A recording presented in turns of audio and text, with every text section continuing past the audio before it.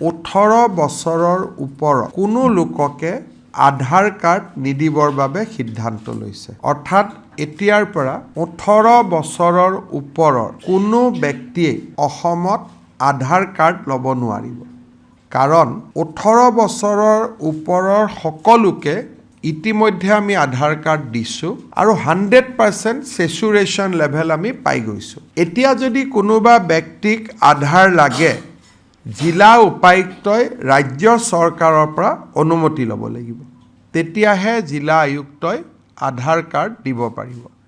কিন্তু 18 বছৰৰ তলৰ যুৱক যুৱতীৰ বাবে এই প্ৰতিবন্ধকতা নাথাকিব।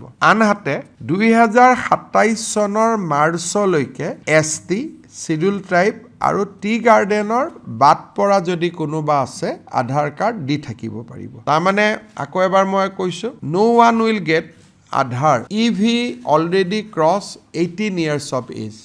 18 বছৰৰ ওপৰত হ'লে আধাৰ কাৰ্ড আৰু অসমত নাপাব। 6 মাহৰ কাৰণে আমি টি গাৰ্ডেন আৰু ST আমি এটা এক্সেমশ্যন দিছোঁ, কাৰণ তাত এতিয়াও কিছু সংখ্যক মানুহে আধাৰ কাৰ্ড পোৱা নাই।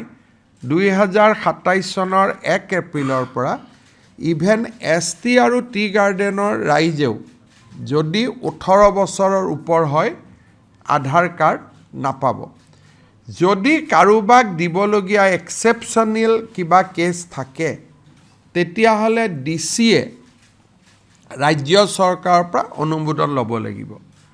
অবৈধ বাংলাদেশী নাগৰিকে যাতে অসমত আধাৰ কাৰ্ড ল'ব নোৱাৰে, তাৰ কাৰণে এই এটা ঐতিহাসিক সিদ্ধান্ত এটা আজি কেবিনেটে গ্ৰহণ কৰিছে।